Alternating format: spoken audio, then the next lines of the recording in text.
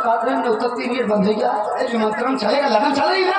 अबे महीना लगन चला फिर और क्या निमंत्रण आएगा। अरे इनविटेशन कार्ड लेकर आई हो ना हो, मुर्गे का निमंत्रण है। हम तुम्हें कुकुर मुक्ता खाओ बस। अबे कुकुर मुक्ता नहीं साले, मशरूम खाया जाता है। हाँ हाँ हाँ लाइए मैडम, साले निमंत्रण तो आएगा। ये हाँ लाइए मैडम, रंजीत के रिहाई का कोर्ट से ऑर्डर। पकड़िए दरोगा जी, हड़बड़ाइए ना। पकड़ लो पकड़ लो पकड़ लो पकड़ लो पकड़ लो पकड़ लो पकड़ लो पकड़ लो। ये रहा राजेश के रिहाई का कोर्ट से ऑर्डर। दरोगा जी, मैं आपसे ये कहना चाहती हूँ कि जितना जल्दी हो सके आप हमारे दोनों क्लाइंट को जल्द से जल्द रिहा कर दीजिए। हाँ मैडम आइए, आप बैठिए। लुकनवा भी साहेब अब का होगा बे, दोनों जन बेला बहुत का होगा। एक काम कर, ये कागजात ले जा, उन दोनों को लीवा है। अच्छा अच्छा अच्छा।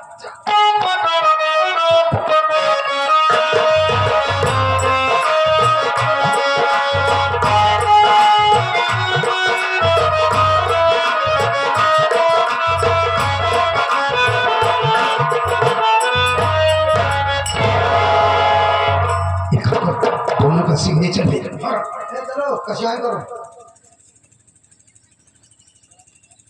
हम उसका आओ भाई जल्दी करब भाई जाते हैं। आधा से कर। आधा अच्छा हस्ताक्षर यार कई दिन मिल जाता है। कपाल सोने का काम खोल दिखाओ, काम करना क्या होता है। हो गया ना ये साहब लेकर रखा, अब हम जाते ही नहीं हम पहला जा।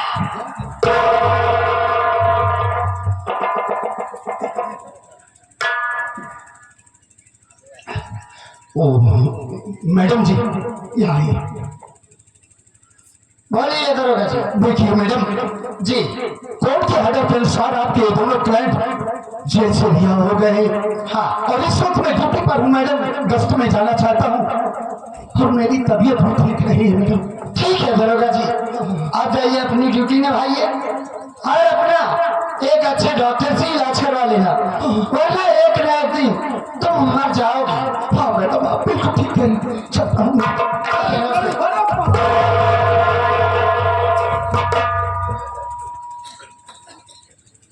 छोड़ माना जाने दे साले को। अरे क्या जाने दो भैया, ये सारा इतना बेकार इंसान है। हमको लेकर थाने जा रहा था, इतना बेरहमी से पीट रहा था जैसे इंसान जानवर को मारता है। हम समझ सकते हैं मुन्ना, लेकिन हम वक्त का इंतजार करेंगे। एक बात नहीं समझ में आया मुन्ना में, हम दोनों भाई तो जेल में थे, हमारा केस लड़ने के लिए वकील कौन किया, कोर्ट फीस, वकील फीस, और सबसे बड़ी ताज्जुब की बात तो ये है कि हम दोनों भाई कोर्ट से बाइज्जत बड़ी होके रिहा हुए। भैया हमने आपसे बताया था, शायद आपको याद न हो, जब आप जेल में थे भाभी की तबीयत खराब थी, मैं पैसे के लिए भटक रहा था, पैसे नहीं मिल रहा था तो स्टेशन पर भीख मांगने लगा। वही मेरी मुलाकात एक वकील साहिबा से हुई जिनका नाम ममता है। उसी ममता ने हम दोनों भाइयों का केस लड़कर हम दोनों भाइयों को बाइज्जत बरी करा दिया है। और भैया एक बात आपसे बता नहीं पाया, हमें माफ कर देना। अरे कौन सी बात है बोलेगा भैया? बात ये है कि मैं आपकी मौजूदगी में बिना आपसे बताए ममता से शादी कर लिया है। क्या बात कर रहा है? सच कह रहा हूँ भैया। ए मुन्ना, तेरे भैया तो तेरी खुशी में खुश है। चल जो किया अच्छा किया, हमसे नहीं मिलवाएगा। क्यों नहीं मिलाऊंगा? ममता मेरे भैया मिलना चाहते हैं तुमसे। कहिए बड़े भैया, आप मुझसे क्या कहना चाहते हैं? देखो कि साहब आपने जो एहसान उन दोनों भाइयों के ऊपर किया है, काश बदले में अपनी जान भी दे दूंगा तो आपके एहसान से पूरे नहीं हो पाएंगे। ये आप कैसी बात कर रहे हो भैया? सच कह रहा हूँ। अरे मैं तो आपके घर की बहू हूँ, तो इसमें एहसान की बात कहाँ से आ गई? अगर ये सब एहसान ही लग रहा है, तो आप मेरा एहसान उतारना ही चाहते हैं तो मुझको इतना आशीर्वाद दीजिए कि मेरा पति जहाँ भी रहे सदा सलामत रहे भैया।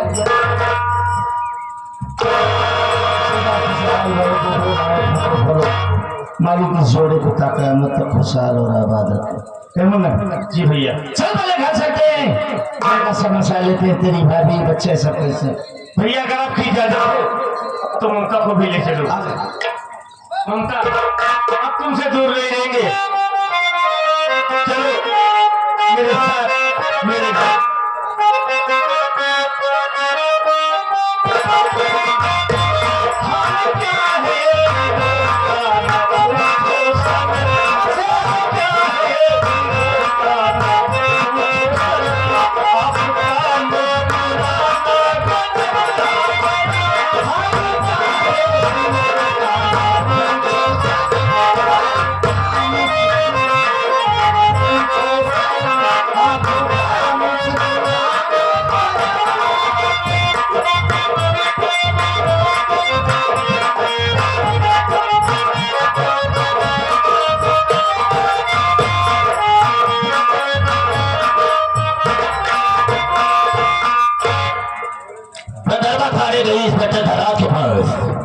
मैंने जो उसे कहा क्या किया क्या नहीं कोई खबर नहीं मिली, हम उसका इंतजार करेंगे।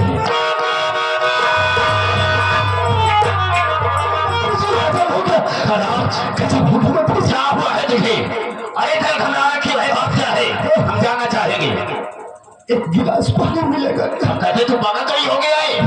क्या हुआ है तुझे? तू बहुत तेजी से भगा आ रहा है। ये पूछिए मंत्री जी क्या नहीं हुआ? क्या हुआ? आप अच्छी तरीके से जानते हैं कि आपकी बहन ममता आपके दुश्मन रंजित और राजेश का केस लड़ रही थी। ये तो खूब अच्छी तरह से जाता हूँ। अरे आपकी बहन ममता उन दोनों का केस जीत गई और कोर्ट के ऑर्डर के अनुसार वो दोनों जेल से रिहा हो गए। अब क्या होगा मंत्री जी? आप एक काम कीजिए, मेरा इस बलरामपुर थाने से किसी दूसरे थाने में ट्रांसफर करवा दीजिए। अब मैं इस थाने में नहीं रहूंगा। तेरा दिमाग तो नहीं खराब हो गया है? वो दोनों के घर के बारे थाने को छोड़कर दूसरे थाने में जाना चाहता है। राजेश को मैंने बहुत मारा था, उसके सर पर कौन सवार है सर? कुछ कर सकता है। हम है, तेरे साथ भी कुछ नहीं होगा, लेकिन वो ममता मुझसे दुश्मनी बोल रही है। वो मेरे रास्ते का रोड़ा बन गई है, मेरे रास्ते का कांटा बन गई है। कुछ दो छोड़े को और उस कांटे को निकाल करके हमेशा हमेशा के लिए फेंक दो। नहीं समझा? नहीं। तो सुन मेरी बात को।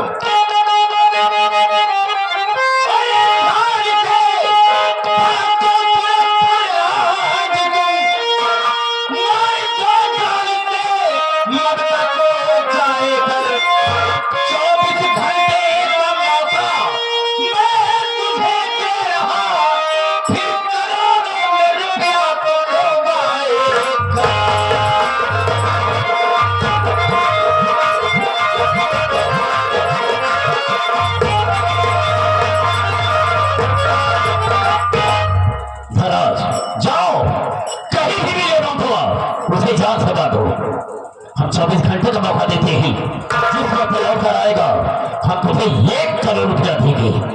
खत्म कर दो उसे, मेरे रास्ते से हटा दो उसे। 1 करोड़? हाँ। अरे सर जी, 1 करोड़ रुपए के लिए तो कहो, आप कहें तो पूरे बारातियों को गोली मार दे। ये सब अपने आदमी है। अच्छा, पहले ममता को मारो, उसके बाद हम सोचेंगे हमें करना क्या है। अगर ऐसी बात है सर तो मेरी बात ध्यान से सुनिए।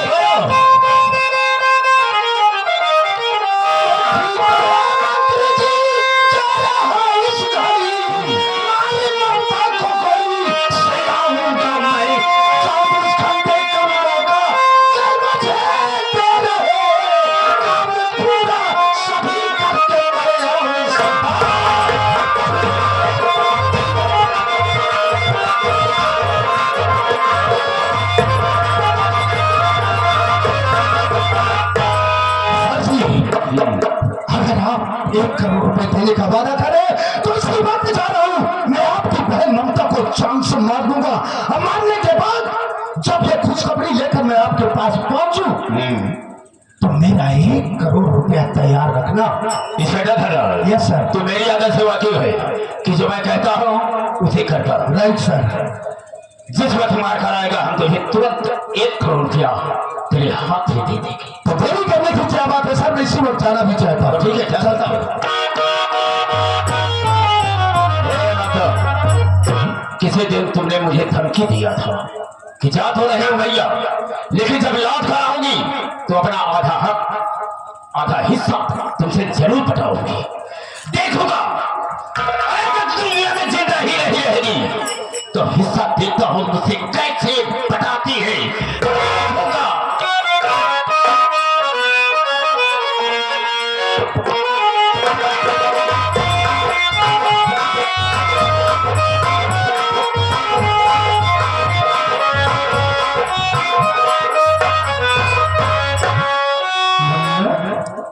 बाप क्या घर में ताला लगा है? मैं तो वो भाभी ने बच्चे से कहा दे होंगे। भैया भाभी घर में खेली थी, बैठे बैठे उठी होगी, किसी के हाथ में दिल बहलाने गई होगी। हम आवाज देते हैं, भाभी मेरी आवाज सुनेगी तो दौड़कर जरूर आएगी। बोलो। अरे भाभी माँ! भाभी माँ!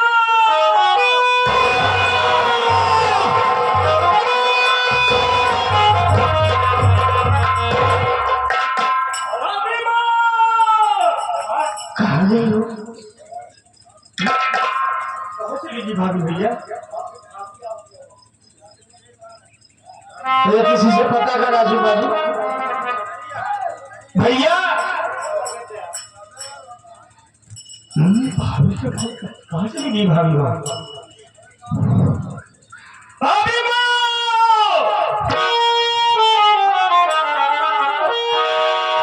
भाभी माँ!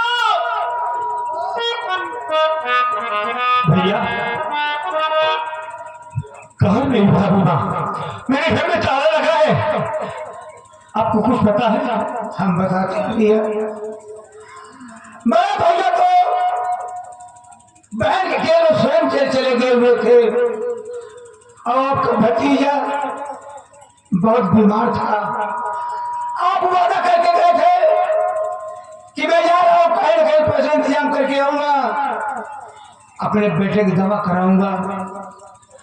आप आने में देरी कर दिए। भाभी मैंने सोचा मैं चली जाऊं, जो कि मंत्री पखला जो नानी साहब का केंद्र खोल रखा है वहां पर जाऊंगी, हमें कुछ आर्थिक मदद मिलेगी, अब अपने बच्चे की इलाज कराऊंगी। भाभी वहां पर पहुंच गई, लेकिन ऐसा कुछ नहीं हुआ भैया। क्या हुआ? और आप और मंत्री मक्खनलाल भाभी माँ की इज्जत को लूट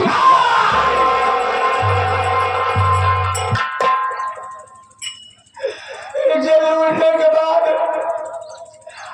आपका भतीजा नहीं, आपका बेटा क्या हुआ और तो बड़ा बच्चा जो कि दुनिया में नहीं देख पाया था, और मंत्री मक्खनलाल अपने पैरों से कुचल कुचल के मार डाला। मंत्री मक्खनलाल साले नारी सहायता के खो रखा है, इसी गरीब लोगों की कैसे देता है। हम साले तुझे कुत्तों की मौत टुकड़ा कर देंगे, तुझे जिंदा नहीं छोड़ेंगे। जब बेटा खत्म हुआ, भाभी मैंने सोचा मैं चल जाऊं बल्लापुर थाने, मंत्री के खिलाफ रिपोर्ट लिखा दी। मरे हुए बच्चे को गोदी में लेकर लड़खड़ाते हुए बल्लापुर थाने पहुंच गई, जहां पर इंस्पेक्टर धर्माज मौजूद था। भाभी मां पैरों की पड़ी कि साहब उनको इंसाफ चाहिए। अरे हमारी इज्जत लूटी गई, हमारे बेटे को बेरहमी साथ मार दिया गया, लेकिन ऐसा कुछ नहीं हुआ भैया। और आप और धनराज भाभी मां को लगा मारने, मार मार कर थाने से भगा दिया। अब हमें पता नहीं है भाभी मां कहाँ होगी, किस हाल में होगी, सब कुछ बर्बाद हो गया भैया। भैया हमने आपसे वादा किया था कि मैं जब तक रहूंगा मेरी भाभी मेरे मुन्ना पर कोई आंच नहीं आएगी। लेकिन मैं अपने वादे को नहीं निभा पाया भाई, अपना वादा नहीं निभा पाया, मुझे माफ कर देना।